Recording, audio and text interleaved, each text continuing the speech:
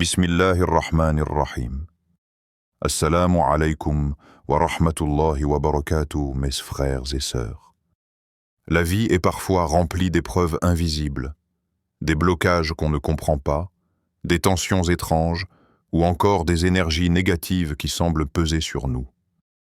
Mais Allah ne nous a pas laissés sans protection. Dans son infinie sagesse, il nous a offert des sourates qui sont de véritables boucliers spirituels. Parmi elles, la sourate Al-Falaq occupe une place unique. Avant de continuer, je t'invite à t'abonner à la chaîne si ce n'est pas encore fait, à partager cette vidéo avec tes proches et à écrire en commentaire un mot ou une phrase qui résume ce que cette sourate t'inspire. Reste bien jusqu'à la fin, car une belle surprise t'attend, Inch'Allah. Contexte et révélation. Imaginez Médine, une cité illuminée par la présence du prophète, mais aussi marquée par les épreuves et les complots. Les musulmans y vivaient une époque de construction, d'espoir et de foi, mais également de tension avec ceux qui voyaient l'islam comme une menace. Dans cette atmosphère où la lumière et l'ombre coexistaient, Allah a révélé deux sourates extraordinaires, Al-Falaq et An-Nas, connues sous le nom de Al-Mu'awwidatayn, les deux sourates de la protection. Pourquoi Allah a-t-il choisi de révéler ces sourates à ce moment précis? Parce que le prophète, malgré sa proximité avec Allah, n'était pas à l'abri des attaques invisibles. Des récits authentiques rapportent qu'un homme mal intentionné, animé par la haine, utilisa la sorcellerie pour nuire au prophète. Des cheveux furent attachés avec des nœuds, cachés dans un puits sombre, et le prophète ressentit une fatigue inexplicable, un mal-être inhabituel. À ce moment, Allah, dans sa sagesse infinie, révéla Al-Falaq et An-Nas. À chaque récitation, un nœud fut défait, et le mal s'est dissipé. Ce n'était pas seulement une guérison pour le prophète, mais un message éternel pour toute l'humanité. La véritable protection ne vient ni des amulettes, ni des charmes, ni des illusions humaines, mais uniquement d'Allah. Ce contexte nous rappelle une vérité profonde. Même le prophète, l'homme le plus aimé d'Allah, a traversé des épreuves liées au mal invisible. Et si lui a eu besoin de la protection divine, combien plus en avons-nous besoin dans nos vies? Aujourd'hui encore, combien de personnes se sentent oppressées sans comprendre pourquoi? Combien connaissent des blocages dans leur travail, leur famille ou leurs projets sans raison apparente? Ces situations ne sont pas nouvelles. Elles font partie de la réalité humaine, et Allah nous a donné les clés pour y faire face. La révélation d'Al-Falaq et d'An-Nas, c'est une leçon universelle. La foi est notre armure, et la parole d'Allah est notre refuge. Ces sourates ne sont pas de simples récitations, elles sont des invocations, des supplications qui ouvrent une porte directe vers la protection divine. Et ce n'est pas un hasard si ces sourates se trouvent à la fin du Coran. Comme un sceau de protection, elles viennent clore le livre d'Allah en rappelant aux croyants « Tu n'es jamais seul. Même face aux ténèbres invisibles, tu as une arme que rien ni personne ne peut briser. » Les 4 formes de mal. Lorsque nous ouvrons sourate Al-Falaq, Allah nous enseigne à demander protection contre 4 formes de mal. Ces versets courts mais puissants dévoilent une profondeur spirituelle qui résonne dans chaque époque. 1. Le mal de toute créature nuisible contre le mal de ce qu'il a créé. Chaque créature, aussi petite ou grande soit-elle, peut être source de nuisance.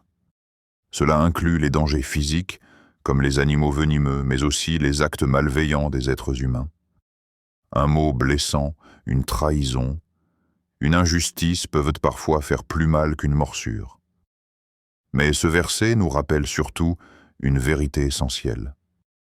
Allah est le créateur de toutes choses, et lui seul contrôle sa création. Chercher refuge auprès de lui, c'est reconnaître que rien ne peut nous atteindre sans sa permission. 2. le mal de l'obscurité lorsqu'elle s'installe, contre le mal de l'obscurité lorsqu'elle s'étend. La nuit, par son silence et ses ombres, a toujours été perçue comme un moment de vulnérabilité. C'est souvent dans l'obscurité que les peurs se réveillent, que les angoisses se renforcent, que les mauvaises pensées viennent tourmenter l'esprit. Spirituellement, la nuit est aussi associée aux forces invisibles, les djinns, les tentations, les suggestions de Shaitan. Mais c'est aussi dans la nuit que les adorateurs sincères se lèvent pour prier, chercher la paix et la lumière d'Allah. En récitant ce verset, le croyant dépose ses craintes dans les mains d'Allah et s'entoure de sa lumière. C'est comme allumer une lampe intérieure qui dissipe les ténèbres de l'âme. Troisième, le mal de la sorcellerie et des forces occultes est contre le mal de celles qui soufflent sur les nœuds. Ce verset fait référence à une pratique occulte bien réelle, la sorcellerie. Dans l'histoire du prophète, des nœuds avaient été soufflés et noués pour lui nuire. Mais Allah a montré que sa parole est plus forte que toute magie, et que sa protection brise les chaînes invisibles. Aujourd'hui, beaucoup peuvent minimiser ou ridiculiser ces réalités. Pourtant, le Coran les mentionne clairement. La sorcellerie, les énergies négatives et les attaques spirituelles existent. Mais face à elles, Allah nous a donné une arme plus puissante, la récitation sincère de sa parole. C'est un rappel à chaque croyant. Ne cherche pas des solutions dans les pratiques interdites, dans les charlatans ou les superstitions. La seule vraie protection, c'est Allah. Quatrième, le mal de l'envieux, lorsqu'il manifeste sa jalousie, est contre le mal de l'envieux quand il envie. L'envie est l'un des poisons les plus destructeurs. Elle peut naître d'un simple regard, d'une pensée, d'une rancune cachée. L'envieux ne supporte pas de voir un autre heureux, prospère ou béni. Et cette jalousie, si elle n'est pas purifiée, peut causer un tort immense. Dans notre quotidien, l'envie se cache dans des détails. Une personne qui minimise vos réussites, un sourire qui dissimule une amertume, une parole ambiguë qui pique le cœur. Ces petites blessures s'accumulent et perturbent la paix intérieure. C'est pourquoi Allah a placé ce verset comme un rempart. Chaque fois que nous ressentons le poids de la jalousie des autres, nous devons nous rappeler qu'Allah est le protecteur ultime. L'envie des créatures ne peut rien face à la volonté du Créateur.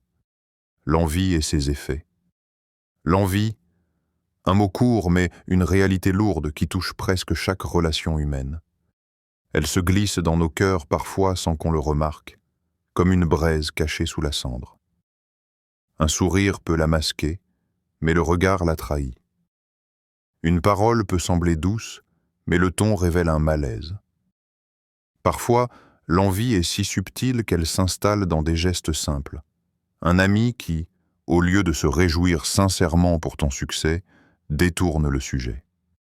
Un proche qui attribue tes efforts à la chance plutôt qu'à ta persévérance.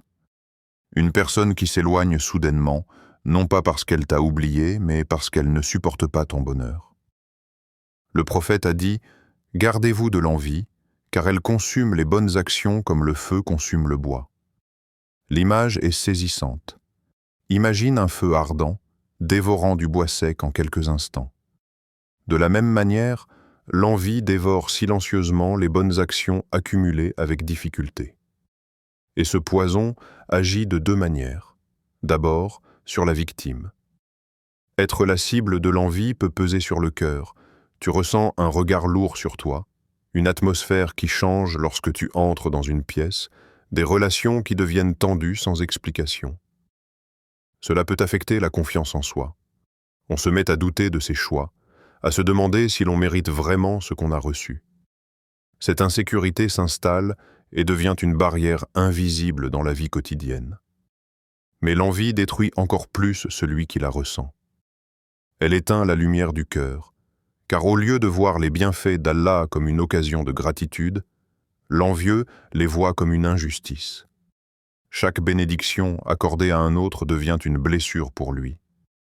Plutôt que de dire « Alhamdulillah », il dit intérieurement « Pourquoi pas moi ?» Et cette question nourrit la rancune, la tristesse, l'insatisfaction.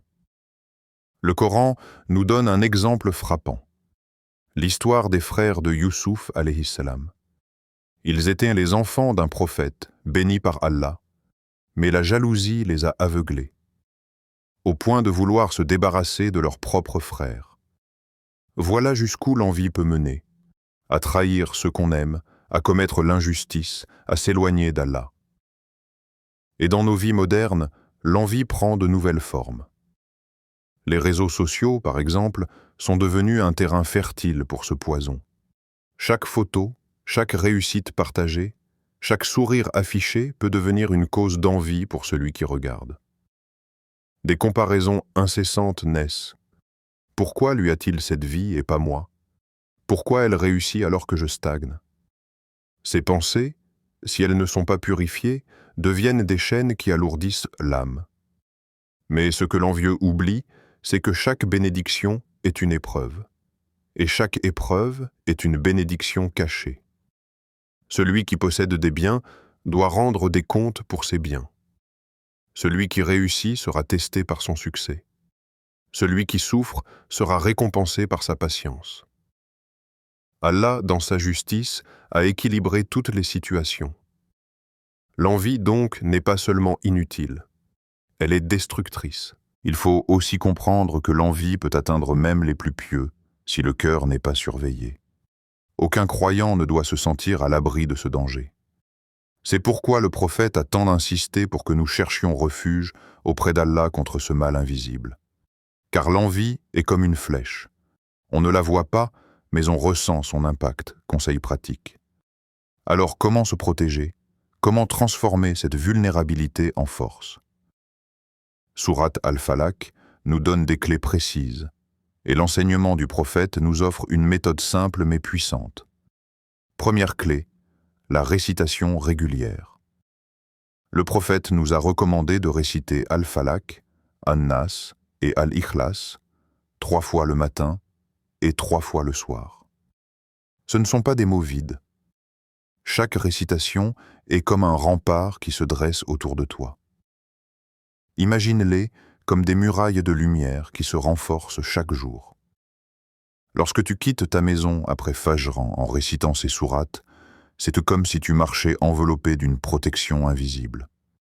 Et le soir, quand la nuit s'installe et que les énergies se multiplient, tu répètes cette armure. Et Allah te couvre de sa miséricorde. Deuxième clé, la protection avant le sommeil.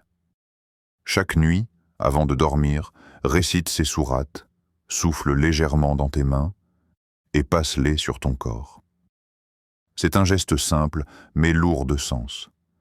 C'est comme dire à ton âme « Je t'abandonne à Allah », car lui seul veille sur toi quand tes yeux se ferment. Le sommeil est une petite mort, et nous avons besoin d'un gardien. Qui d'autre qu'Allah peut l'être? Troisième clé, le dhikr constant. Les invocations ne sont pas réservées aux moments de crise. Elles sont une respiration de l'âme. Le dhikr, qu'il soit discret ou prononcé, agit comme un parfum qui purifie l'air intérieur. Chaque Subhanallah, chaque Alhamdulillah, chaque Allahu Akbar nettoie une poussière du cœur. Plus ton cœur est habité par le souvenir d'Allah, moins il y a de place pour la peur de l'envie ou du mal caché. Quatrième clé, la gratitude. La gratitude est une arme lumineuse. Lorsque tu dis « Alhamdulillah » pour tes bienfaits, tu élargis ton cœur et tu fermes la porte à l'envie des autres. Et surtout, tu crées un cercle de lumière. Car Allah a promis dans le Coran « Si vous êtes reconnaissant, j'augmenterai pour vous ». Sourate Ibrahim 14:7. La gratitude attire encore plus de bénédictions et neutralise l'effet des jalousies extérieures.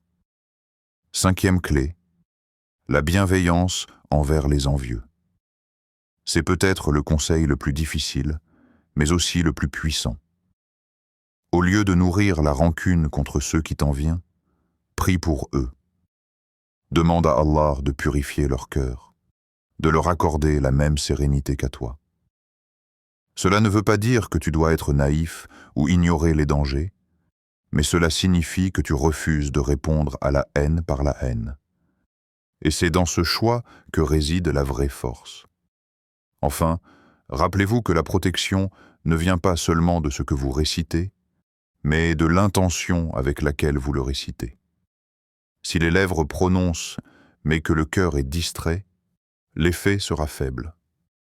Mais si le cœur est présent, si chaque mot est ressenti, alors la récitation devient une arme indestructible. Ces conseils sont plus que des pratiques, ce sont des habitudes de vie.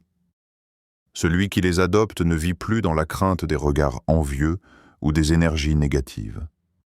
Il vit dans la paix, car il sait que son protecteur est Allah, et qu'aucun mal ne peut atteindre celui qui est sous sa garde. Mes frères et sœurs bien-aimés, Sourate Al-Falaq n'est pas simplement un passage que l'on récite machinalement à la fin d'une prière. Elle est une armure vivante, un manteau de lumière qu'Allah, par pure miséricorde, a offert à chaque croyant. Elle n'exige pas de conditions compliquées, ni de connaissances profondes en théologie. Elle demande seulement une chose, un cœur sincère. Chaque verset est comme une clé qui ouvre une porte vers la sécurité, vers la tranquillité, vers la certitude qu'aucune force cachée, aucune jalousie, aucune obscurité ne peut rivaliser avec la lumière d'Allah. Quand tu dis « Qul a'udhu bi rabbil falak », dis « Je cherche protection auprès du Seigneur de l'aube naissante », tu n'invoques pas seulement des mots. Tu proclames ton refuge. Tu affirmes que ton cœur n'appartient qu'à Allah, que ton espoir repose uniquement sur lui. Imagine, chaque matin, commencer ta journée par cette récitation. Avant même de poser ton premier pas dans ce monde rempli d'épreuves, tu lances un appel. « Ô Allah, sois mon protecteur aujourd'hui. » Et le soir, avant de fermer tes yeux fatigués, tu remets ton âme entre ses mains avec la même sourate, comme une barrière contre les ombres qui planent dans la nuit. Quelle sérénité, quelle paix intérieure peut égaler cela? Cette sourate est plus qu'un texte. C'est une habitude, une respiration spirituelle. Plus tu la pratiques, plus tu ressens qu'Allah est près de toi. Chaque récitation est comme une goutte d'eau qui éteint le feu de l'envie, comme une lueur qui déchire l'obscurité des inquiétudes, comme une main qui te relève quand les forces invisibles tentent de t'abattre. Et souviens-toi, tu n'es jamais seul. Chaque fois que tes lèvres prononcent Al-Falaq, des millions d'autres croyants, aux quatre coins du monde, récitent les mêmes versets. Ensemble, nous tissons une chaîne invisible de foi et de lumière qui relie les cœurs à Allah. Alors, mes frères et sœurs, ne laissez pas cette sourate dormir dans vos mémoires. Faites-en votre refuge. Faites-en votre compagne du matin, du soir et de la nuit.